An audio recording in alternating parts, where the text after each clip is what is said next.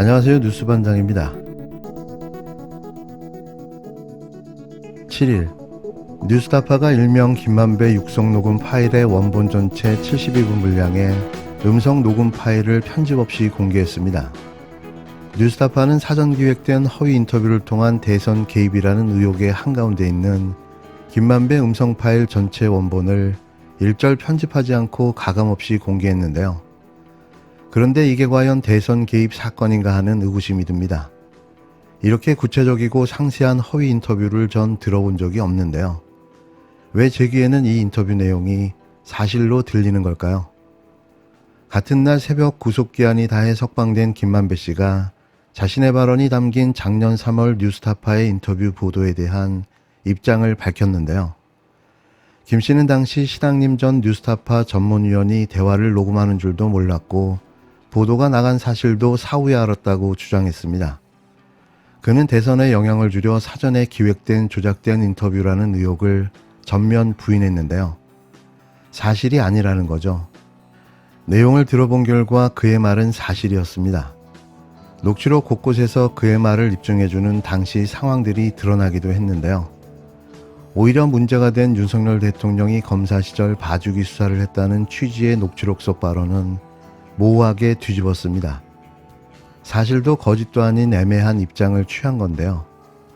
그의 이런 입장이 오히려 더 이 사실이 진실이라는 생각을 갖게 합니다. 아직도 3년 7개월이나 남은 윤석열 정권에서 이런 사실을 폭로한다면 살아남을 수 있을까요?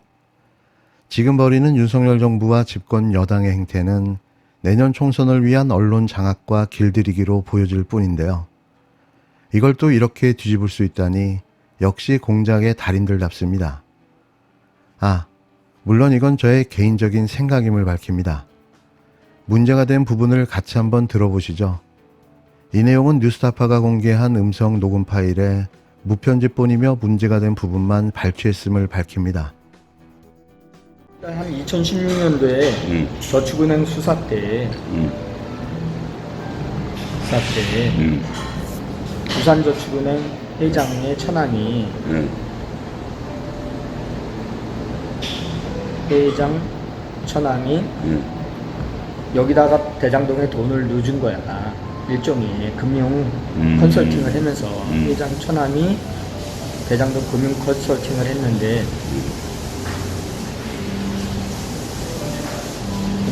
혐의로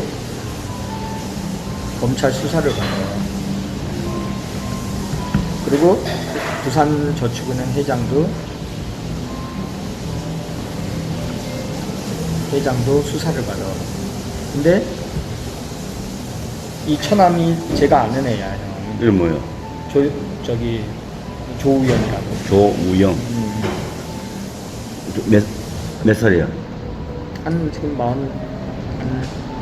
48세나. 그러면은 이게 어떻게 되냐면은 부산저축은행 오너들이 누구냐면은 금호 아시아나 박인천 회장의 맞아. 조카들이야. 아이 그렇지. 응. 아이 그렇지. 응. 형이 이제 안 해. 응. 그 조카들이야. 맞아. 그러니까 그 지금 요 회장의 처남이라고 하는 그 이 회장은 23년생이 아니고 그 23년생은 아버지고 그 아들.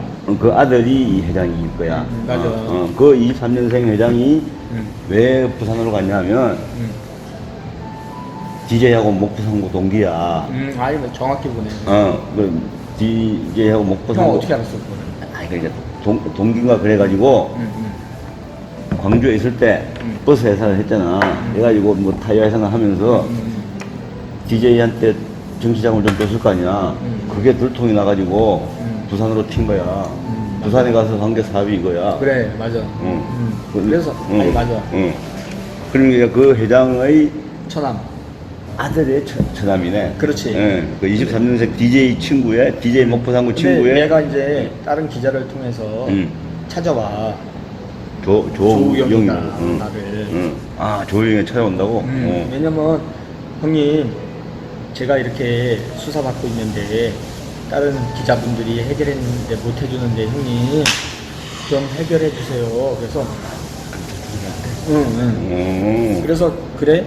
근데 형이 직접 가서 얘기하기는 어렵다. 응? 내가 이 법조 오래 기자인데 내가 검사한테 가서 대검 가서 내가 다 안다 솔직히 아는데 응?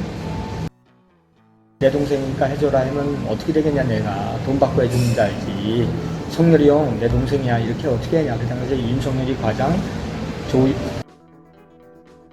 남편이 주임검사냐 그래서 박영수를 소개해줘 내가 아, 조우영한테. 박영수 변호사를 예, 예. 그래도 나름대로 이제 그물을 소개해줬네. 예. 왜냐면 나는 형 그 혈관을 다 아니까 무슨 말인지 알지? 예, 그 통할 만한 사람을 통할 만한 소개해줬지.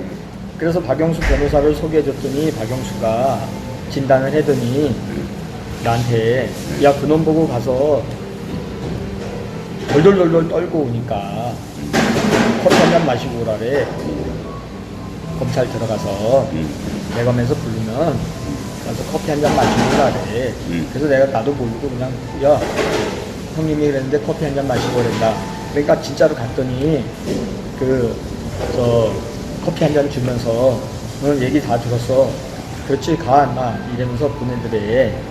그 누가 아까 그 검사가 누가 윤석열이가 네가 조우영이야 이러면서 윤석열한테서 윤석열이가 보냈단 말이야? 그럼 그 커피 뭐 하면서 뭐 몇 가지를 했더니 보내주더래. 그래서 사건이 없어졌어.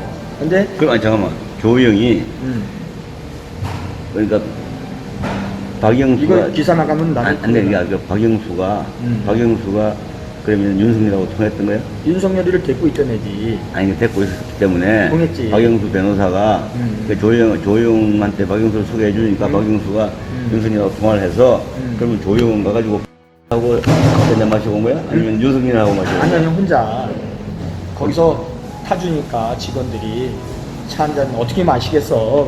갖다 놨는데 못 마시고 나온 거지. 그럼 그 검사는 못 만나고 온 거야? 아니 검사를 만났는데 검사는 누구 검사 만났는데 얼거놓지 않고 그냥 봐줬지. 그러고서 부산저축은행 회장만 꼬링시키고 부회장 김영 부회장도 꼬링시키고 이랬지. 응? 그래서 나중에 그 원래 지금 회장이라고 하는 거는 아까 얘기했던 제가 써드릴게 또. 그 목포상고 그래서 7번 부산저축은행 회장 회장 구속 부회장 구속 조영 무영이 응? 이렇게 해서 끝나 세월이. 근데 이제 사업을 포기하면서 던져놓으니까 저 사업이 공동화된 거 아니야. 이제 아무도 못하게 돼 있는 거 아니야. 돈을 횡령해갖고 거지 됐고 골칫덩어리 이제 된 거야 이제. 오케이. 그러니까 조용히 보고 네가 해 그랬대. 그러니까 나 무서워서 못해. 그랬더니 회계사가 당시에 삼성이 여기에 수주하려고 왔던 삼성 직원이 고향 선배야. 회계사의 고향 선배. 그 회계사는 자기가 아는 회계사야? 그렇지. 이름 뭐야? 정영학. 형 이거 쓰면 안 돼. 알았어.